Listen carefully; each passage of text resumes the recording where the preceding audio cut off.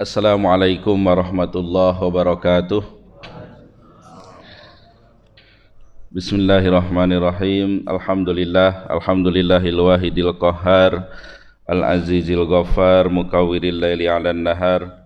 Wassalatu wassalamu ala sayyidina Muhammad sayyidil mukhtar wa ala alihi wa ashabihil akhyar. Amma ba'du. Hadirin jamaah salat subuh rahimakumullah. Alhamdulillah, puji dan syukur kita panjatkan kehadirat Allah Subhanahu wa taala atas karunia nikmatnya kita telah bisa melaksanakan salat subuh dengan berjamaah. Mudah-mudahan segala amal ibadah yang kita laksanakan senantiasa diterima oleh Allah Subhanahu wa taala. Amin ya rabbal alamin. Salawat dan salam semoga tetap tercurah atas nabi kita, Nabi besar Muhammad sallallahu alaihi wasallam. Hadirin kaum muslimin rahimakumullah, kajian kita pada pagi hari ini yaitu membaca kitab Awwalu Marrah At-Tadabburul Quran, yang artinya pertama kalinya merenungi Al-Quran. Kalau tidak salah kita sudah membaca Mawadi'us Surah Al-Mubarakah. Karena sebulan sekali kadang suka lupa ini sampai di mananya ini. Ala kulli hal, yang kita ingat kita coba ulang kembali bahasannya. Kalau tidak salah Arabnya sudah kita baca.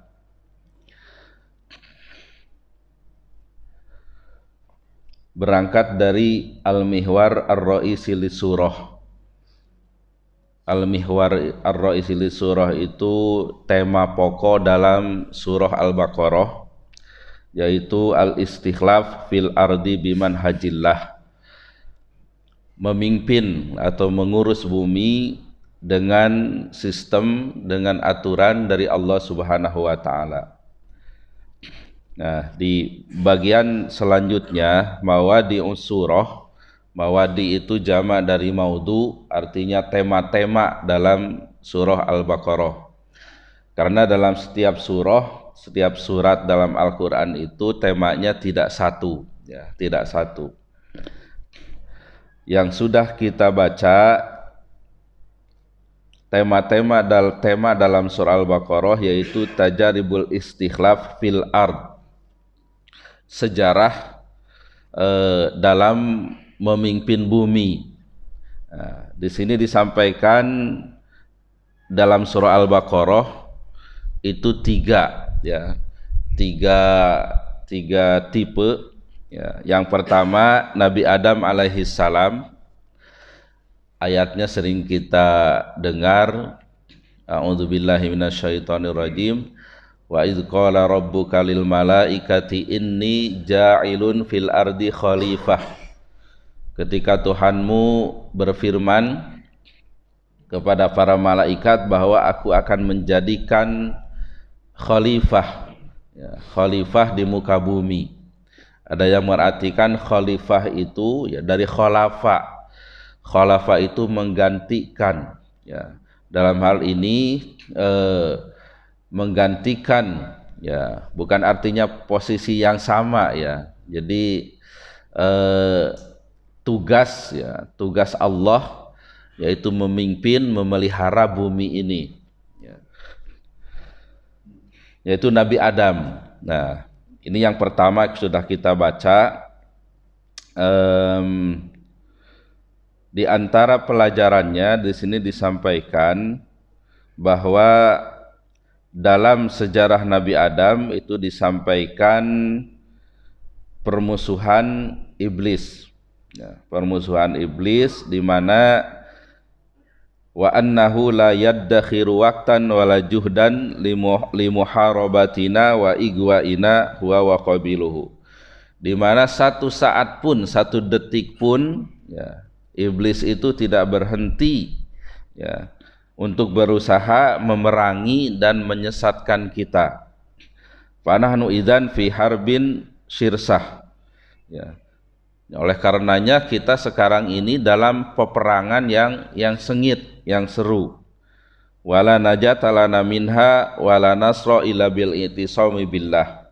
Dan kita tidak bisa selamat dan tidak bisa dapat pertolongan kecuali dengan berpegang teguh kepada agama Allah, wal inqiyadi li awamirihi, dan tunduk kepada perintah-perintah Allah, wajtinabi nawahihi, dan menjauhi larangan-larangan Allah. Ini dimuat dalam ayat 30 sampai 39. Bapak Ibu sekalian, pernah saya sampaikan di sini, ya, secara umum Al-Quran itu ya, isinya itu 3 secara umum. Yang pertama akidah, ya, kepercayaan. Yang kedua syariah, aturan-aturan. Dan yang ketiga itu kisah, ya, kisah. Nah, di mana semuanya ini, ya, kalau akidah dengan syariat itu jelas, ya, memang harus kita kerjakan untuk dikerjakan di dunia ini guna menyongsong nanti kehidupan selanjutnya. Nah, adapun kisah, ya, kisah itu juga sama, ya, itu merupakan namudaj, ya, atau pola dalam kehidupan. Jadi kisah-kisah dalam Al-Quran itu pola kehidupan. Artinya kisah yang disampaikan dalam Al-Quran itu akan terulang dalam kehidupan manusia, ya, dan manusia harus bisa mengambil pelajaran dari kisah tersebut. Nah, jadi dengan pemahaman seperti itu, ya, jadi Al-Quran itu memang untuk kita, ya, untuk kita di sini, ya, untuk di dunia ini, bukan sebuah konsep yang istilahnya ngawang-ngawang ada di sana, bukan gitu. Ya, termasuk kisah-kisah, ya, para nabi, ya, kisah-kisah para nabi itu kenapa disampaikan banyak dalam Al-Qur'an, ya, itu dijelaskan dalam surah Hud. A'udzubillahi minasyaitonirrajim. Wa kullan naqussu 'alaika min amba'ir rusuli ma nusabbitu bihi fuadak. Semua kisah-kisah para rasul itu disampaikan untuk mengokohkan hati engkau, wahai Muhammad. Nah, itu kan khitabnya kepada Nabi. Nah, ini setelah Nabi tidak ada, ya untuk kita. Bagaimana agar hati kita dalam mengarungi kehidupan itu diberi hati yang kuat, hati yang kokoh, hati yang teguh, gitu. Hati yang teguh. Nah, dalam kisah-kisah itu kita tahu semua, ya, banyak cerita-cerita, ya, terutama yang nabi-nabi diberi ujian oleh Allah Subhanahu wa taala, ya. Bagaimana kisah Nabi Yusuf yang dipenjara bertahun-tahun, ya, Nabi Ayub yang diberi penyakit bertahun-tahun, ada juga yang diberi ujian oleh Allah itu sampai usia tua tidak kunjung dikaruniai anak, dan sebagainya, lain sebagainya. Nah, itu akan kembali kepada kita, ya. Mungkin kita ini setengah, karena setiap orang pasti akan diuji, ya, dan semua orang punya ujian masing-masing, begitu. Ada yang diuji dengan penyakitnya, ya, kita kembali kepada contoh Nabi Ayub alaihissalam, bagaimana kesabaran beliau menerima ujian sakit. Ada juga yang mungkin tidak diberi keturunan oleh Allah, ya, kita kembalikan kepada kisah Nabi Zakaria, Nabi Ibrahim, dan sebagainya, ya. Sehingga kalaulah mereka itu para nabi, ya, para nabi diberi ujian seperti itu, ya, kononlah lagi kita, gitu, apalagi kita, gitu, ya, pasti akan diberi ujian oleh Allah Subhanahu wa taala. Baik, kita kembali kepada kisah Nabi Adam untuk diambil pelajaran. Yang pertama, ayat pertamanya itu inni ja'ilun fil ardi khalifah. Aku akan menjadikan khalifah di muka bumi. Tapi Nabi Adam ini diciptakan di sorga, ya, di sorga. Nah, dan bahasa itu uskun anta wa zawjukal jannah. Tinggallah di sorga dengan pasanganmu, dengan istrimu. Nah, kata uskun itu menunjukkan waktu yang sebentar. Jadi memang sudah settingan Allah Subhanahu wa taala, begitu. Sudah settingan Allah Subhanahu wa taala. Adam itu diciptakan di sorga, kemudian digoda oleh setan, ya, kemudian turun ke bumi, gitu. Itu tuh udah settingan Allah Subhanahu wa taala untuk dijadikan pelajaran bagi manusia, ya, bagi manusia. Salah satu pelajarannya untuk menjadi pemimpin, Adam ini karakternya diberi ilmu oleh Allah Subhanahu wa taala. Ayatnya kan wa 'allama Adamal asma'a kullaha tsumma 'aradahum 'alal malaikah, al-ayah. Ya, Nabi Adam itu diberi pengetahuan, ya, nama-nama yang ada di jagat raya ini oleh Allah. Ya. Jadi karakter pemimpin itu, ya, harus punya ilmu, banyak ilmu. Ya. Idealnya seorang pemimpin itu ilmunya lebih daripada bawahannya, ya, daripada bawahannya. Nah, kemudian ketergodaan oleh iblis ini, ya. Ya, iblis ketika dialog, ketika diperintah sujud itu namanya masih disebut iblis. Tapi ketika menggoda Adam itu disebutnya dengan setan. Ya, kita udah bahas ya panjang lebar apa iblis, ya, jin, istilah setan gitu ya. Jadi setan itu ya termasuk dari kalangan jin dan manusia, ya. Nah, selama makhluk itu membuat jauh dari Allah Subhanahu wa taala, ya. Ketika menggoda untuk bermaksiat itu menggoda untuk jauh dari Allah, ya. Nah, di antara pelajarannya ilmu saja, ya, ilmu saja itu tidak cukup untuk melawan godaan setan. Ya, karena terkadang banyak orang yang punya ilmu, ya, tergoda juga oleh setan, begitu. Kadang ada yang banyak ilmunya itu ada istilah arogansi ilmiah, begitu. Merasa ilmunya banyak, merasa banyak baca dan sebagainya, begitu. Nah, ini juga kehati-hatian, ya, kehati-hatian dengan ilmu saja itu bisa tergoda, ya, oleh godaan setan. Nah, kemudian di antara pelajaran lainnya dari pernyataan iblis, ya, yang tadi kita baca, ya, ini kita harus hati-hati. Kenapa disebut perang yang sengit? Karena kalau kita katakanlah berkelahi, ya, dengan sesama manusia, ya, kalau kalah itu ya mungkin bonyok atau berdarah atau pingsan dan sebagainya, begitu, atau mati, begitu. Nah, tapi ketika kalah dengan godaan setan, ya, konsekuensinya adalah kesengsaraan yang abadi, yaitu di neraka, Nah, tapi manusia juga jangan khawatir karena kita diberi senjata oleh Allah untuk melawan godaan setan ini. Ya, yang pertama diantaranya keimanan, ya, kemudian ilmu, ya. Dengan ilmu itu kita bisa mengalahkan setan, salah satunya dengan banyak berzikir, ya, sudah saya sampaikan juga. Nah, ketika tergoda juga maka ada benteng berikutnya yaitu dengan taubat. Itulah contohnya taubat Nabi Adam alaihi salam. Nah, ini yang pertama dari kisah Nabi Adam alaihi salam. Selanjutnya at-tajribah as-saniyah, sejarah yang kedua yang disampaikan dalam surah Al-Baqarah, yaitu kepemimpinan Bani Israel. Saya juga lupa ini udah disampaikan apa belum sejarah Bani Israel, tapi secara singkat kita coba ulang lagi. Bani itu ya dari ibnun, anak atau keturunan. Israel itu nama lain Nabi Yakub alaihi salam. Ya, Nabi Yakub ini anak daripada Nabi Ishak. Ya, Nabi Ishak anak dari Nabi Ibrahim alaihissalam. Nah, Israel ada yang mengartikan Nabi Yakub ini sering pergi malam untuk beribadah. Nah, sehingga disebut Isra, seperti Isra Mi'raj gitu, Israel. Ada juga yang mengartikan Isra itu bahasa Ibrani artinya abdun. Il itu Allah. Jadi Abdullah, hamba Allah. Seperti gelar Nabi Ibrahim Khalilullah, kekasih Allah. Ada juga yang menyebutkan Israil itu nama lain Nabi Yakub begitu.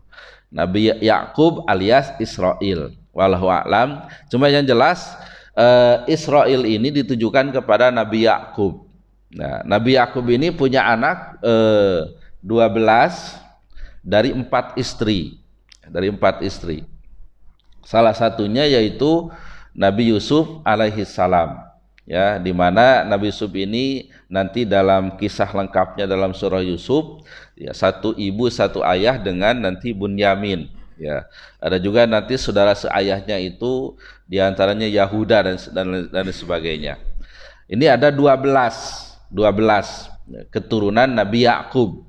Sehingga nanti dalam proses perjalanan dari Mesir menuju Palestina ketika dibawa oleh Nabi Musa, itu kan disebutkan ketika ingin minum, Nabi Musa diperintah memukul batu, fanfajarat min husnata asyrata aina, maka memancar dari batu itu 12 mata air. Qad alima kullu unasim masrabahum, semua manusia tahu tempat minumnya. Itulah maksud dari 12 itu. Ya, 12 mata air itu jadi 12 keturunan Nabi Yakub, ya, Nabi Yakub. Baik. Nah, kisah ringkas ceritanya ini saya yakin semua juga sudah dengar ya di dalam surah Yusuf.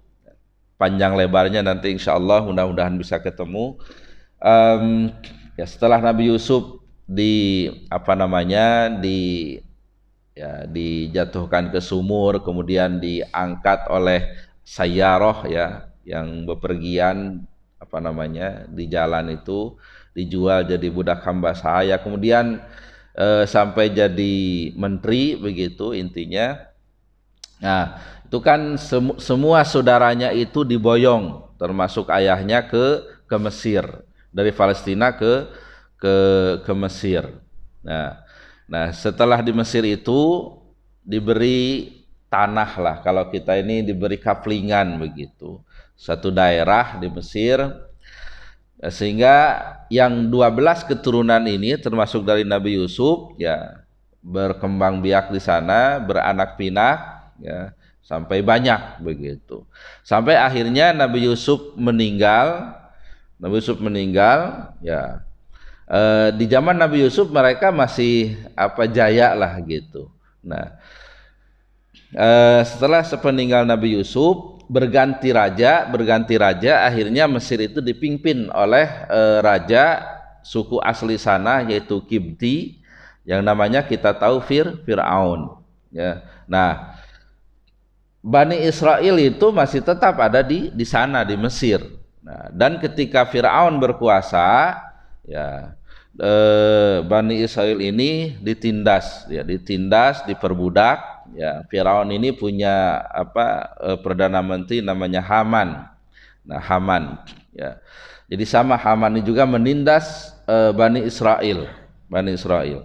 Nah, Haman ini nanti ada anak, ya, keturunan nanti namanya itu Amalek, kalau tidak salah Amalek. Nah, jadi nanti ada pendapat di Yahudi, ya, ada mengistilahkan ke orang lain itu dengan Amalek. Jadi orang yang bisa istilahnya dibuat menderita begitu, bahkan bisa sampai dibunuh begitu. Nah, itulah yang dibungkus oleh Zionis sekarang di Israel, ya. Mereka menganggap umat Islam itu Amalek begitu. Jadi dibolehkan merampas tanahnya, bahkan dibunuhnya dan sebagainya begitu.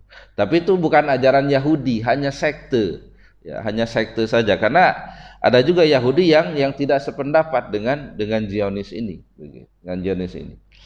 Baik. Nah, setelah dapat penderitaan itu, turunlah Nabi Musa alaihi salam untuk menyelamatkan Bani Israel. Dan kisah Nabi Musa ini menurut para ulama yang paling banyak disebutkan dalam Al-Quran itu kisah Nabi Musa alaihi salam, diulang-ulang, ya, diulang-ulang. Baik, ringkas cerita, setelah keluar dari Mesir dalam perjalanannya, nah inilah muncul karakter asli dari Bani Israel ini. Ya, kemarin sudah beberapa disebutkan, diantaranya ketika ditinggal Nabi Musa 40 hari saja, ketika kembali mereka sudah menyembah ijlan, anak sapi begitu. Kemudian ketika disuruh menyembelih sapi betina, ya mereka banyak bertanya apa warnanya, berapa umurnya, bagaimana keadaannya, mempersulit begitu. Ya, inilah kalau istilah sekarang itu angel begitu, keangelan daripada Bani Israel ini. Ya, baik, setelah sebelum masuk Palestina, ya itu disesatkan oleh Allah Subhanahu wa taala. Ada riwayat itu karena doanya Bal'am, yaitu di lembah Tih, di suatu daerah namanya Tih. Ya. Nah, kurang lebih 40 tahun, dan di situ Nabi Musa dan Nabi Harun meninggal dunia. Kemudian dilanjutkan oleh Nabi Yusa. Nabi Yusa ini nanti akan ketemu ketika di kisah Nabi Musa mau ketemu dengan Khidir, itu diantar oleh Yusa. Ringkas cerita, di bawah kepemimpinan Yusa nanti ada dipilih orang-orang tertentu sehingga bisa masuk ke Palestina. Ya. Ringkas cerita lagi, ya, mereka hidup di Palestina, ya, beranak pinak di sana, kemudian diturunkan nabi-nabi. Nah, terakhir yang dicatat itu sebelum Tolut, yaitu Nabi Samuel namanya. Ya, Nabi Samuel ini diminta oleh Bani Israel, ya, agar berdoa kepada Allah, ya, supaya diberikan raja. Ya. Nah, akhirnya diberikanlah Tolut sebagai raja. Nah, beralihlah kepemimpinan Bani Israel itu dari kepemimpinan nubuwah para nabi menjadi raja. Kemudian terjadilah peperangan Tolut dengan Jalut. Di mana Jalut dibunuh oleh Daud alaihissalam, Nabi Daud alaihissalam. Nabi Daud menikah dengan anaknya Tolut. Nah, kemudian nanti punya anak Nabi Sulaiman, ya, karena Daud ini nanti menggantikan kerajaan Tolut, ya sebagai nabi, ya juga sebagai raja, turun kepada Nabi Sulaiman, ya, di mana punya kerajaan yang tidak dimiliki oleh sebelum dan sesudahnya. Ya, karena di situ yang bekerja jin-jin juga bekerja untuk Nabi Sulaiman ini.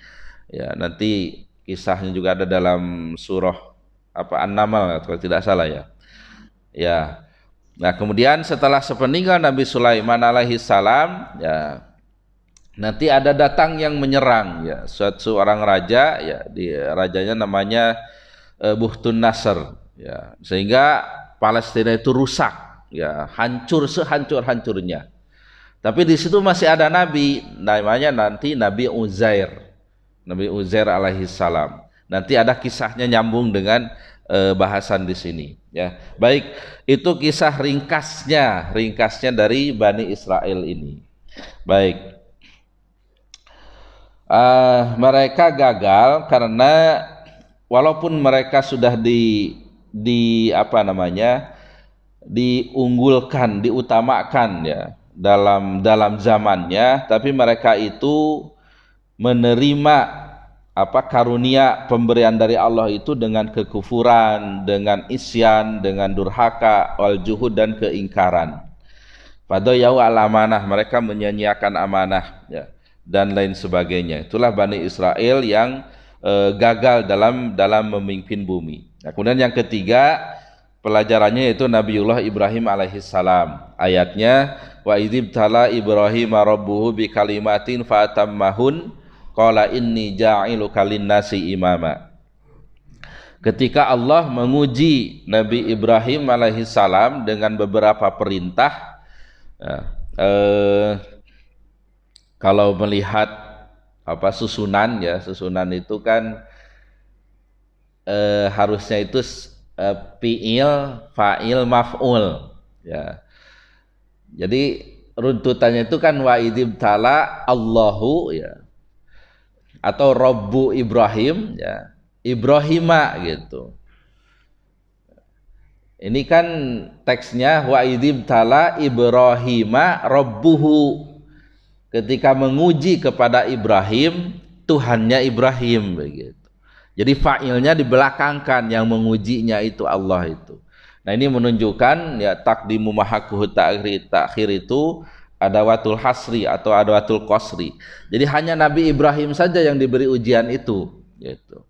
Ya, banyak perintah-perintahnya, di antaranya itu ya apa, khitan, ya, kemudian membersihkan bulu-bulu yang tidak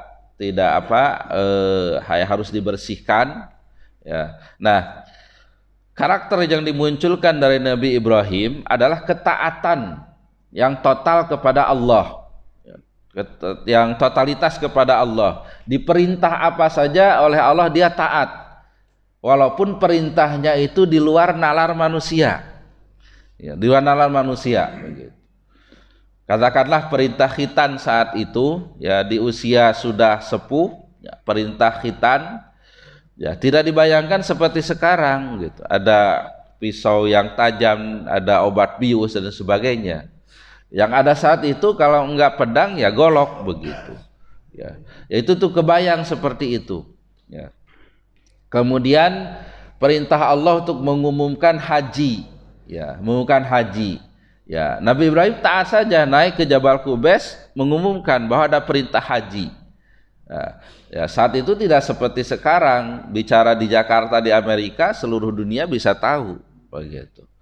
Nah, tapi itulah kekuasaan Allah. Allah lah yang menyampaikan suara Nabi Ibrahim ke seluruh manusia. Ya. Begitu juga perintah menyembelih Nabi Ismail alaihi salam. Ya, beliau laksanakan juga begitu. Tapi akhirnya Allah menyelamatkannya dengan menggantinya dengan kambing, ya, kibas itu, ya. Nah, itulah karakter Nabi Ibrahim alaihi salam, ya, yang taat, yang totalitas kepada perintah Allah. Nah, sehingga dalam kisah perjalanannya Nabi Ibrahim ini tidak ada disebutkan seperti Nabi Adam. Bahkan ketika digoda oleh setan ketika mau menyembelih Nabi Ismail, ya, Allah beri perlindungan kepada Nabi Ibrahim ini, ya, dan itu diabadikan permusuhannya dengan setan dengan melempar jumroh, ya, dengan melempar jumroh. Nah, ini jadi untuk membentengi dari godaan setan itu taat yang mutlak kepada Allah, ya. Kalau dalam surah Al-Hijr itu illa ibadaka minhumul mukhlasin. Jadi setan itu angkat tangan untuk menggoda orang-orang yang ikhlas. Ya, ikhlas itu ya berbuat semata-mata untuk Allah, ya, semata-mata taat perintah Allah Subhanahu wa taala. Dia tidak punya kepentingan kecuali ini perintah Allah, ya. Mau sholat, baca Quran dan sebagainya, ya udah, tidak, ya ini hanya perintah Allah saja begitu. Itulah ikhlas. Baik.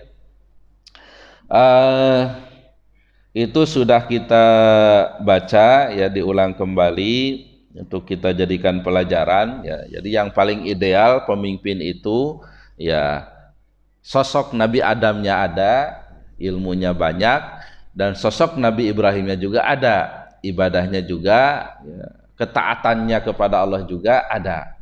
Ya, itulah nanti, ya, kriteria pemimpin yang harus kita pilih, ya. Baik. Kita lanjutkan baca buku ini. Nggak ada yang lainnya, ya, saya aja yang baca. Soalnya kalau bawa HP bisa baca bareng-bareng sebenarnya. Di share filenya, PDF-nya. Baik. Al-Manhaj wad Dustur. Ya, udahlah, dengerin aja sambil banyak berzikir, ya, niat beriktikaf, ya. Paham nggak paham, insya Allah ada pahalanya. Tapi mudah-mudahan paham dan bisa mengamalkannya. Baik, al-manhaj wad dustur, ya. Manhaj itu sistem, wad dustur dan perundang-undangan, ya. Jadi kalau tadi dalam kepemimpinan bumi itu disampaikan tiga contoh dalam surah Al-Baqarah ini. Nah, kemudian selanjutnya disampaikan sistem dan perundang-undangan atau aturan dari Allah. Bagaimana agar dalam memimpin bumi ini berjalan dengan baik begitu. Sumajal juzusani, kemudian datang juz kedua dari surah Al-Baqarah, yuwaddihu lil ummah, menjelaskan kepada umat al-manhaja wa dustur, sistem dan perundang-undangan, alladzi yasiruna alaihi, di mana umat itu melaksanakan yasiru itu berjalan, ya. Jadi hidup di atas aturan Allah itu. Li tahqiqi muhimmatil istikhlafil ard, untuk mewujudkan, merealisasikan daripada tujuan kepemimpinan di muka bumi. Wa jaa hadzal manhaj wa hadzal dustur murattaban, sistem dan undang-undangan ini dan perundang-undang ini datang murattaban, secara tertib, secara berurutan, ya, teratur, ala marahila munasiban, sesuai dengan tahapan-tahapan yang sesuai, li ahwalil ummah, dengan keadaan-keadaan umat manusia, wa nufusin wa tabai'a afrodiha, sesuai dengan jiwa-jiwa manusia dan karakter daripada individu manusia itu sendiri. Ala nahwi tali, sebagai berikut. Jadi undang-undang dari Allah itu sesuai, sangat sesuai dengan karakter manusia, dengan karakter naluri manusia. Nanti insya Allah kita bisa lihat seperti dalam masalah pidana, ibadah dan sebagainya. Baik, yang disampaikan di sini yang pertama, al-awwal at-tamayuz anil umam as-sabiqah,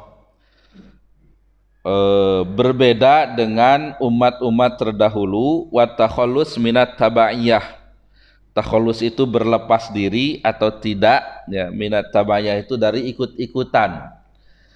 Jadi umat Islam itu berbeda dengan umat sebelumnya dan tidak ikut-ikutan, ya. Enggak boleh umat Islam ini ikut-ikutan umat terdahulu. Ayatnya yaitu ayat 104. Di situ disampaikan, a'udzubillahi minasyaitonirrajim, ya ayyuhalladzina amanu la taqulu ra'ina wa qulu unzurna wasma'u walil kafirina adzabun alim. Wahai orang-orang yang beriman, jangan engkau mengatakan kepada Nabi itu ra'ina, tapi katakanlah unzurna. Ya. Ra'i dari ro'a itu asal artinya memelihara. Nah, ini disampaikan oleh orang Yahudi kepada Nabi, wahai Nabi, ro'ina. Orang Arab ngertinya ro'ina itu peliharalah kami, awasi kami, begitu. Tapi maksud orang Yahudi, ro'ina di sini itu maksudnya dari ro'unah. Ro'unah itu bodoh, ya, bodoh sekali. Jadi maksud Yahudi itu engkau itu bodoh, begitu. Nah, umat Islam disadarkan, jangan ikut-ikutan seperti Yahudi, ya, mengatakan ro'ina kepada Nabi, tapi katakanlah undurna. Undur itu lihatlah, ya, pantaulah kami, wasma'u, dan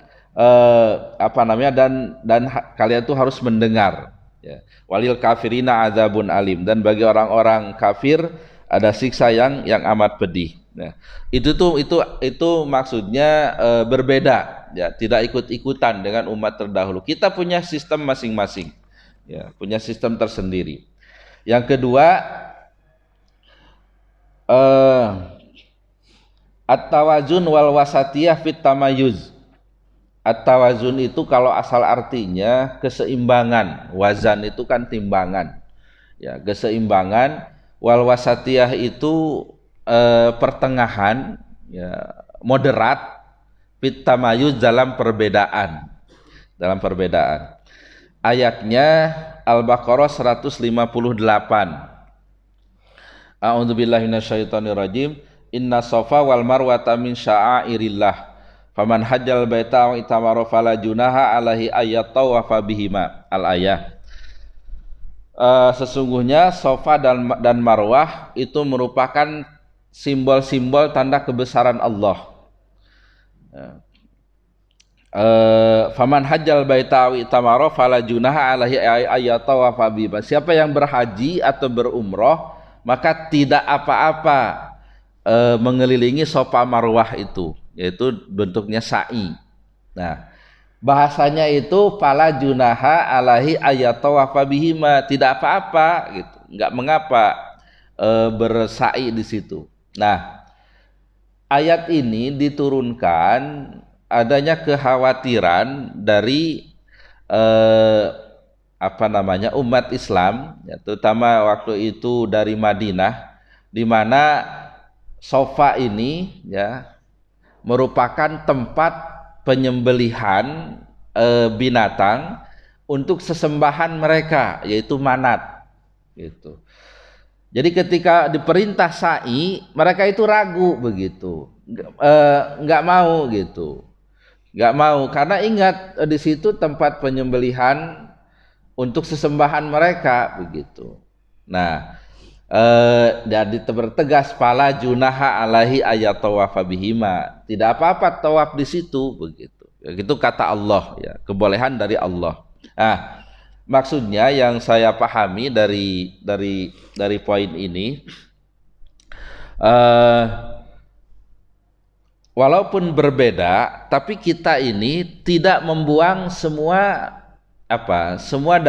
dari agama-agama sebelumnya itu tidak dibuang semua begitu. Ya, tetap ada yang kita ambil, yang baiknya kita ambil.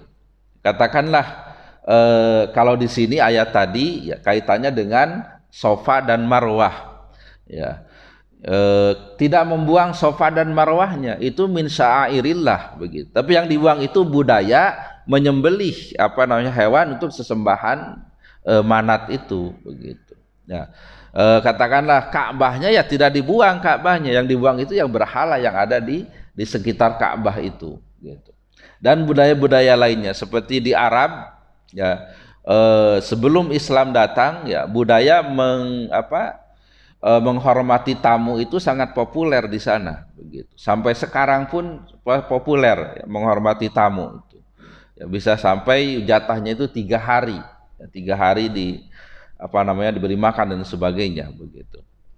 Nah, itu tidak dibuang oleh Islam begitu.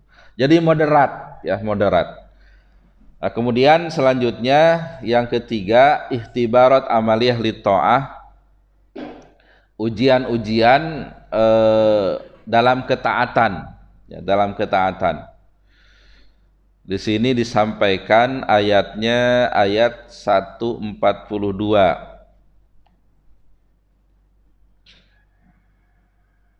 Ya. A'udzubillahi minasyaitonirrajim. Sayaqulu sufaha'u minan nasi ma wallahum an qiblatihim allati kanu 'alaiha. Qulillahil masyriqu wal maghrib yahdi may yasha'u ila siratal mustaqim. Orang-orang yang bodoh Quraisy itu akan mengatakan, apa yang memalingkan umat Islam dari kiblat yang sebelumnya? Katakanlah bahwasannya milik Allah lah masyriq dan maghrib. Allah memberi hidayah bagi orang yang dikehendakinya kepada jalan yang lurus. Nah, jadi ketika umat Islam beralih kiblatnya dari Baitul Maqdis ke Ka'bah, itu dicemooh ya, dicemooh oleh orang-orang kafir ya, orang-orang musyrik ya. Kenapa itu berubah-ubah seperti itu begitu. Nah, tapi cemoohan itu tidak menyurutkan semangat umat Islam untuk taat kepada perintah Allah itu gitu. Jadi ujian bagi umat Islam itu dalam ketaatannya pun dicemooh begitu, dicemooh. Kenapa melakukan itu begitu. Tapi umat Islam itu kuat, kokoh, istiqomah melaksanakan perintah Allah Subhanahu wa taala. Jadi artinya dalam keberagamaan ya, itu pasti ada ujian-ujiannya. Ya, ada ujian-ujiannya. Ya, kecil-kecilannya ya sholat malam, puasa sunnah dan sebagainya. Ya, hal yang sunnah itu merupakan ujian ketaatan, Ya, itulah sistem dari Allah Subhanahu wa taala. Ya, kita ini pasti diberi ujian. Baik. Waktu syuruk jam 5.26 kalau nggak salah ya.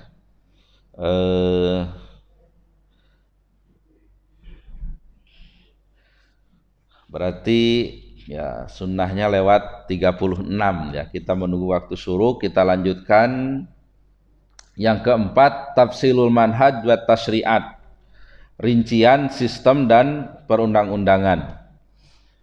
Nah, jadi setelah menjabarkan sistem secara keseluruhan, yaitu berbeda dengan umat terdahulu tapi moderat dalam perbedaan itu ya, dan yang ketiga ada ujian-ujian dalam ketaatan ya. Di sini disampaikan secara rinciannya. Yang pertama, ibahatu thayyibatil ardi kulliha, kebolehan segala sesuatu yang baik yang ada di muka bumi, illa ma haramallah, kecuali yang diharamkan oleh Allah Subhanahu wa taala, wastasna, dan dikecualikan oleh Allah Subhanahu wa taala ya. Ayatnya 172. A'udzubillahi minasyaitonirrajim. Ya ayyuhalladzina amanu kulu min thayyibati ma razaqnakum washkuru lillahi in kuntum iyyahu ta'budun. Wahai orang-orang yang beriman, makanlah yang baik-baik yang ada di atas muka bumi, dan bersyukurlah ya, kepada Allah jika engkau itu hanya menyembah kepadanya. Ayat ini itu ada ayat sebelumnya sama konteksnya mengenai makanan, tapi khitabnya yang diajak bicaranya itu ya ayuhan nas.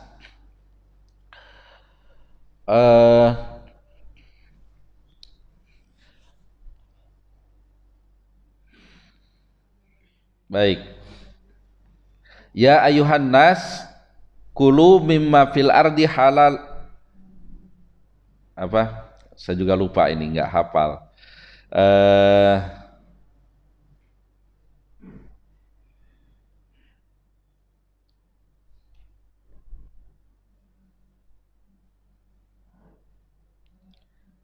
Ya ayuhan nasu kulu mimma fil ardi halalan thayyiba wala tattabi'u khutuwatis syaiton innahu lakum aduwwum mubin. Wahai manusia, makanlah yang ada di muka bumi ini secara halal dan baik ya. Dan janganlah kalian mengikuti langkah-langkah setan. Nah, halalan ya, halal itu dengan pengertian halal lidzatihi ya, karena haram itu yang haram, makanan itu ada haram lidzatihi karena haram datnya, seperti katakanlah daging babi atau darah, itu haram lidzatihi, datnya haram. Ada juga yang haram li ghairihi, haram karena yang lainnya. Ya memang bentuknya nasi tapi hasil dari curian umpamanya. Nah itu haram li ghairihi. Jadi halal itu ya halal secara dzatiyahnya, juga proses mendapatkannya juga halal. Nah, ya ayuhan nas, wahai manusia, jadi berlaku untuk seluruh manusia. Ya, jadi harus makan itu yang halal. Jadi artinya siapapun yang mencuri ya kena hukuman, mau beragama Islam atau enggak ya sama begitu. Itu diantara maksudnya. Ya ayuhan nas. Ya. Kemudian thayyib, thayyib itu yang baik, ya, yang manfaat, yang ada manfaatnya.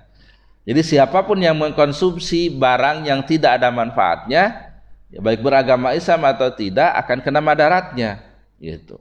Ya minuman keras umpamanya ya kepada tubuh jadi tidak baik begitu. Begitu juga katakanlah konsumsi asap itu, rokok ya. Itu sama juga, mau yang agama Islam mau enggak sama begitu. Nanti rawan dengan kanker. Kanker apa? Tenggorokan, ya udah pada tahu semua ya. Tapi orang-orang itu nggak pada takut ya. Pemerintahnya udah menyuruh berhenti tapi nggak takut-takut begitu. Ya, saya udah cerita juga ya di sini ya, bukan nakut-nakutin ya. Rupanya gambar yang dibolongin itu benar begitu. Jadi almarhum mudah-mudahan diampuni dosanya. Paman dari istri saya kena itu ya, karena memang perokok berat. Saya nengok itu memang ini udah dibolongin pakai selang begitu untuk makan itu. Karena memang dengan kanker yang ada di tenggorokan ini menghalangi masuknya makanan begitu. Ya. Nah itu jadi siapapun yang konsumsi yang tidak baik ya kena, semua kena begitu. Nah ini nih yang pertama masalah makan. Jadi masalah makan itu diatur. Ya, makan itu harus baik. Nah, kemudian ayat yang 172 di samping makan yang baik bagi umat Islam itu harus bersyukur, gitu. Karena kita diberi makan oleh Allah Subhanahu Wa Taala. Kemarin waktu bahas surah Al-Fatihah kita sudah sampaikan ketika kita setelah makan minum itu kan baca Alhamdulillahilladzi at'amana wa saqana wa ja'alana minal muslimin. Itu harus penuh perenungan begitu membaca itu. Ya kenapa saya ulang biar direnungi ketika baca itu. Kita bersyukur kepada Allah karena itu perintah Allah bersyukur. Yang pertama itu. Dan yang kedua memang kita harus berterima kasih kepada Allah dari dua sisi. Allah masih memberikan kita makanan gitu. Ya. Kalau kita hitung-hitung ya hakikatnya ya lebih jauh makanan mendatangi kita didatangkan oleh Allah daripada kita menuju makanan begitu ya. Katakanlah beras begitu, beras itu kan ditanamnya katakanlah di Cianjur, di Karawang dan datang ke sini begitu ya. Ya memang dibawa oleh mobil tapi hakikatnya Allah yang mendatangkan dekat dengan kita. Nah, kita tinggal datang ke katakanlah warung atau kios membeli beras itu gitu. Nah, itu didatangkan oleh Allah. Allah memberi rezeki. Yang kedua, kita masih bisa makan begitu. Ya, masih bisa makan, masih merasa nikmat dengan makanan itu. Karena ada yang banyak makan nggak bisa makan, seperti orang sakit dan sebagainya. Makanya kita bersyukur kepada Allah Subhanahu Wa Taala. Nah, ini masalah makanan tuh diatur, ya. Jadi kita kembali lagi istikhlaf di muka bumi ini kan untuk memimpin dan memelihara. Ya, memelihara yang ada di muka bumi ini ya, terutama eksistensi keberadaan manusia. Makanya diatur pertama makan dulu, makan yang baik-baik gitu. Diatur dulu makanannya. Nanti selanjutnya di ayat 178 jinai. Jinai itu tentang pidana. Ya, kalau badannya sudah sehat tapi tidak aman dari ancaman pembunuhan ya nanti saling membunuh begitu. Maka turunlah aturan pidana. Nanti ayatnya ayat tentang kisos. Ya, tentang kisos. Nanti turun lagi ayat berikutnya yaitu tentang puasa. Nah, puasa untuk apa? Untuk kesehatan. Untuk kesehatan.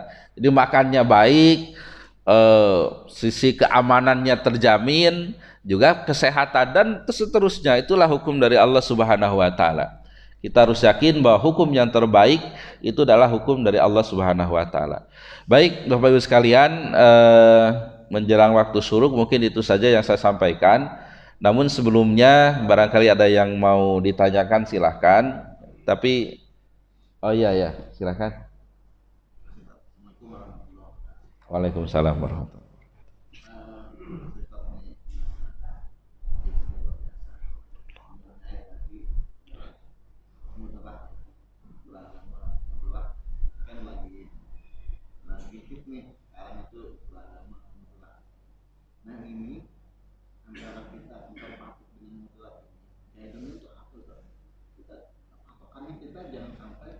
Modulatnya bablasan atau konservatifnya terlalu bablasan.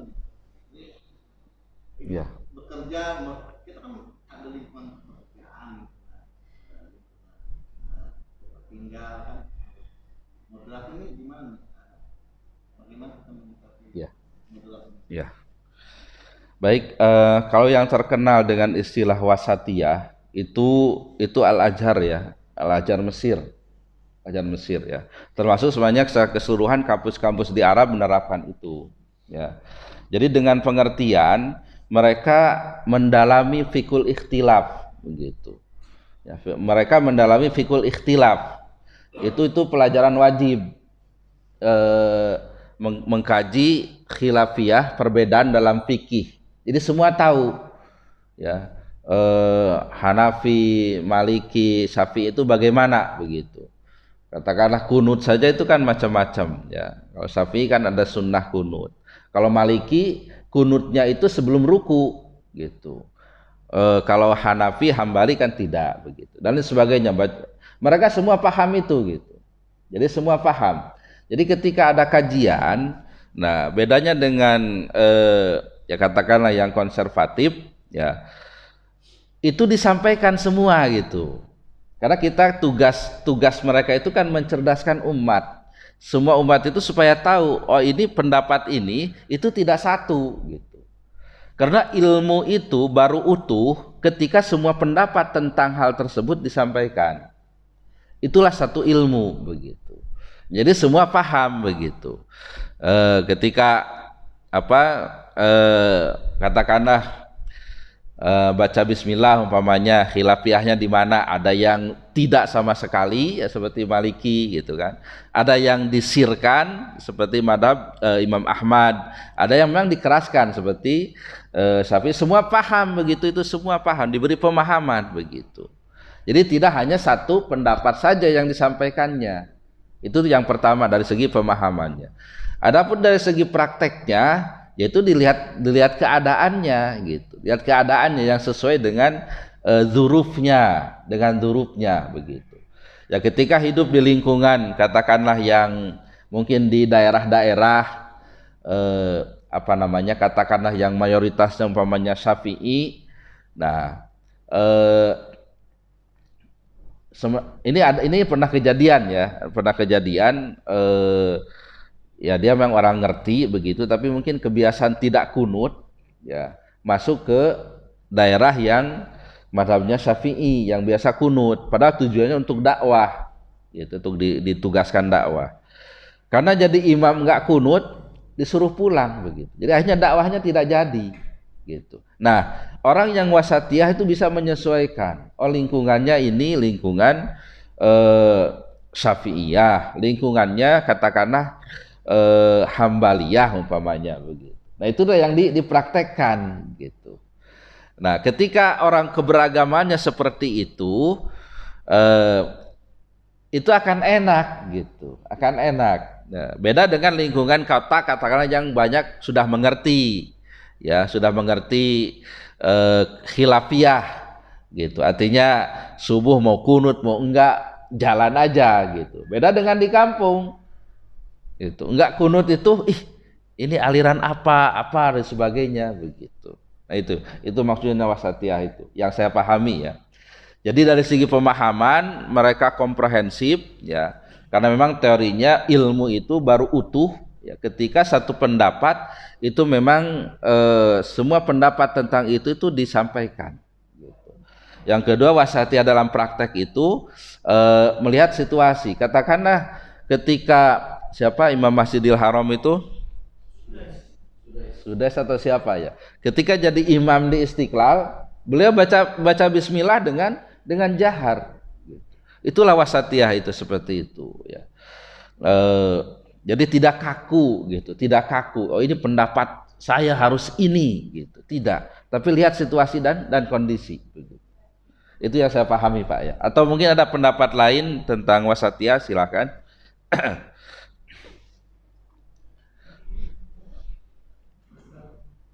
Oh ya, Waalaikumsalam.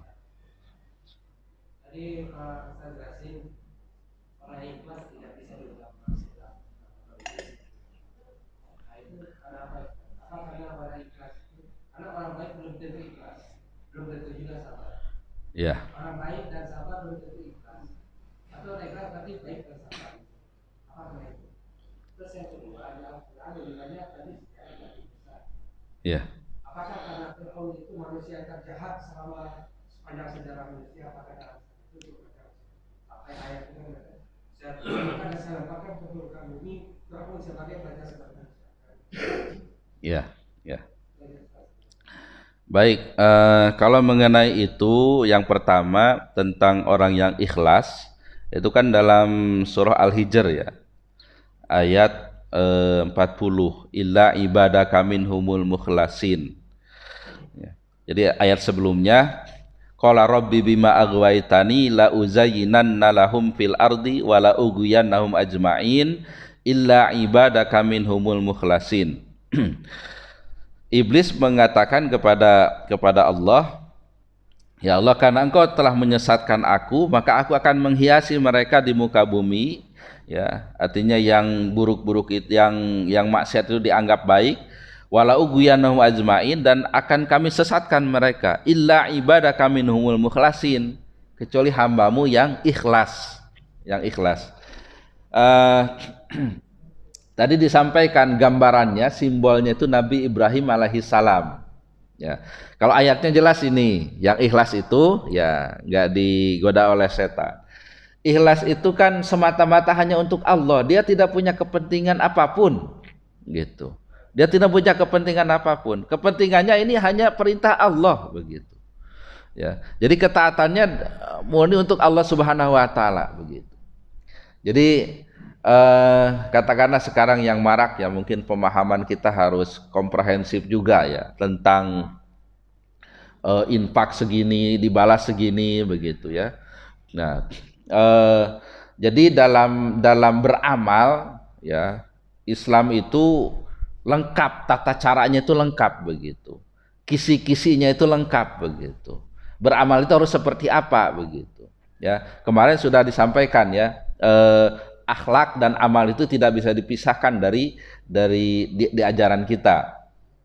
Jadi nggak jadi infak kalau dia ada adza ya, atau dia disebut-sebut, atau dia menyakiti yang diberi infak itu. Nah, itu tuh nggak jadi, gitu. Nah, kalau infak itu kan yang pertama memang itu udah perintah Allah, kita harus infak, gitu aja. Dan Allah menjanjikan ketika infak dibalas 10 dan seterusnya sampai 700 kali lipat. Ya itu harus kita yakini. Tapi ujung-ujungnya apa? Semua yang dilakukan itu illabtigo awajhillah. Semua itu hanya untuk mencari ridho Allah, begitu. Bukan kita sedekah ini katakanlah sedekah sepeda ingin dapat motor, gitu. Sedekah motor ingin dapat mobil, bukan itu. Itu duniawi, gitu. Ya, tapi itu harus kita yakini Allah memberikan jaminan itu ada, begitu. Tapi yang tadi itu semua ibtigo awajhillah. So itu hanya untuk Allah Subhanahu Wa Taala. Itulah ikhlas. Jadi semata-mata untuk Allah, bukan untuk yang lainnya, bukan untuk karena lain, gitu. Kemudian tadi masalah kisah yang paling banyak Nabi Musa, memang salah satunya itu, ya. Memang Fir'aun ini ya sampai mengaku sebagai Tuhan, ya, sebagai Tuhan, dan memang kekuasaannya itu luar biasa, begitu. Dia itu nggak pernah sakit, gitu, nggak pernah sakit. Kemudian nggak tahu, saya juga belum baca lengkapnya ya. Buang air besarnya pun dia tuh entah berapa hari sekali, gitu, jarang, begitu. Pokoknya ya karena itulah dia mengaku sebagai Tuhan. Ya, sebagai Tuhan.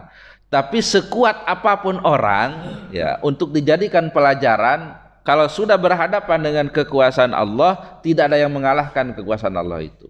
Akhirnya dia ditenggelamkan. Nah, kemudian janji Allah menyelamatkan jasad Fir'aun, begitu. Nah, untuk dijadikan pelajaran bagi kita. Ini Fir'aun sekuat dulu ini ya dia tunduk juga dengan kekuasaan Allah Subhanahu Wa Taala. Jadi kekuatan apapun atau nikmat apapun yang ada pada diri kita, gitu, itu jangan membuat kita congkak, kita sombong dan sebagainya, begitu. Nah, lu lihat Fir'aun, segalanya ada di dia, udah jadi raja, nggak sakit dan sebagainya, begitu. Tapi hanya tenggelam juga, begitu. Itu diantara pelajarannya ya, sehingga jasad Firaun itu kan diselamatkan ya di bumi, begitu. Dan menurut penelitian terakhir kan ada yang meneliti di sarafnya itu seperti orang yang memang meninggal kaget, kemudian di bagian kepalanya itu ada unsur-unsur garam. Jadi artinya hampir ya, mungkin kalau kita harus yakini itu 100% jasad Firaun, begitu. Ya, dan para ilmuwan sudah membuktikannya, gitu. Baik, saya kira cukup. Cuma kemarin ini ada yang menambahkan pertanyaan Bapak ya tentang syirik itu. Kayaknya saya ada yang salah menyampaikan bahwa Quraisy ya, orang kafir Quraisy itu dia syirik dari tauhid uluhiyah ya. Kalau rububiyahnya dia meyakini bahwa Allah itu berkuasa begitu. Dia meyakini adanya Allah. Ya, yang memberi manfaat itu Allah begitu. Ya, itu kan dalam Al-Qur'an disebutkan bahwa ma na'buduhum illa liyuqarribuna ilallahi zulfa. Kami tidak menyembah berhala-berhala itu kecuali supaya kami dekat dengan Allah begitu. Gitu. Jadi mereka yakin akan Allahnya, kekuasaan Allahnya begitu. Bahkan Abu Jahal pun ketika mau perang Badar itu berdoa juga kepada Allah begitu. Ya. Bahwa Muhammad itu sudah mencerai-beraikan sukunya dan sebagainya gitu disebutkan begitu. Ya. Nah, tapi dalam penyembahan mereka tidak sesuai dengan aturan dari Allah. Mereka menyembah berhala begitu, berhala. Jadi kembali lagi ya, kalau melihat konsep 3 atau 4 ya, kita anggap 4 saja, tauhid uluhiyah, tauhid rububiyah, kemudian tauhid mulkiyah dan tauhid asma wa sifat. Nah, ketika bertentangan dengan itu kategorinya syirik gitu. Tauhid uluhiyah itu penyembahan, berdoa dan sebagainya, itu semata-mata kepada Allah. Ketika menyembah, berdoa kepada Allah itu syirik. Ya. Rububiyah itu meyakini Allah lah yang menciptakan, yang memberi manfaat, yang memberi madarat, yang mematikan dan sebagainya. Ketika berlainan dengan itu, itulah syirik. Kita meyakini ada sesuatu yang lain yang memberi manfaat selain Allah, itulah kategori syirik. Kemudian mulkiyah itu Allah itu pembuat hukum. Ketika meyakini ada hukum selain Allah yang baik, nah itu kategori syirik. Yang keempat, tauhid asma wa sifat, yaitu sifat Allah itu berbeda dengan sifat makhluknya. Ketika ada sifat makhluk yang disamakan dengan Allah, itulah kategori syirik. Makanya kita senantiasa berdoa kepada Allah kalau baca maksurat ya. Allahumma inna na'udzubika min anusrika syai'an Allahumma inna na'udzubika min anusrika bika syai'an na'lamu wa nastaghfiruka lima la na'lamu. Nah, itu terus saja dibaca itu agar kita terjauh dari kesyirikan. Ya Allah, aku berlindung kepadamu dari kesyirikan yang aku ketahui, berlindung dari kesyirikan yang aku ketahui, dan aku minta ampun dari kesyirikan yang tidak aku ketahui. Begitu. Baik, udah waktunya syuruk, mudah-mudahan ada manfaatnya. Mohon maaf atas segala kekurangan. Saya akhiri, subhanakallahumma bihamdika asyhadu an la ilaha illa anta astaghfiruka wa atubu ilaik. Alhamdulillahirabbil alamin. Assalamualaikum warahmatullahi wabarakatuh.